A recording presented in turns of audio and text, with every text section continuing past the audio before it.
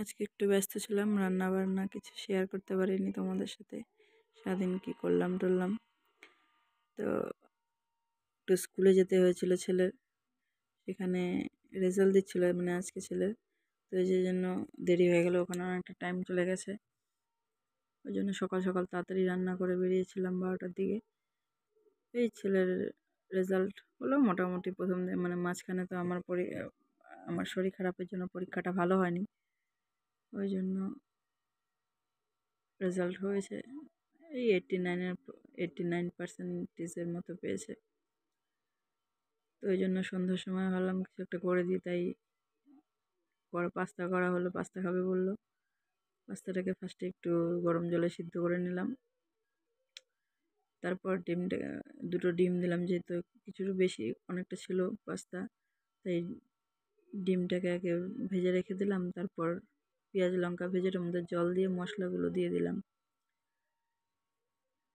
এটা অন্য প্রসিডিওরে করি, কখনো কখনো এইভাবে হালকাভাবে অল্প মশলা দিয়ে করি, যেহেতু মশলাপাতি বেশি খাওয়া ঠিক না। আর হালকা করেই করি আমি সব খাবার, বেশিরভাগই। বেশি হাবিজাবি দেবো না, নর্মাল পাতিভাবে বাংলা যেরকম হয় সেরকম পাস্তা।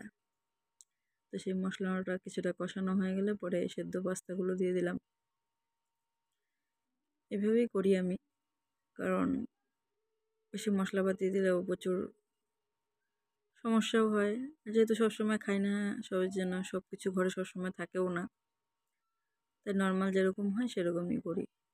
ম্যাগির মতোই অনেকটা ওইভাবেই পাস্তাটা করি।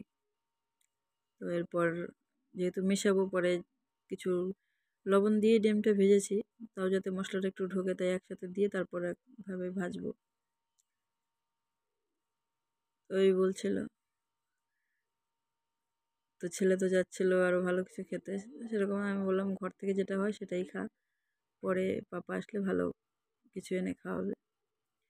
তো এটাতেই খুশিও, এটাই খাওয়া হচ্ছে সবাই একসাথে। তো কেমন হয়েছে সবাই বলবা, এভাবে তোমরা খাও কিনা। দেখা হচ্ছে পরবর্তী ভিডিওতে। প্লিজ সাবস্ক্রাইব করে আমাকে সবাই এগিয়ে যেতে সাহায্য করবে।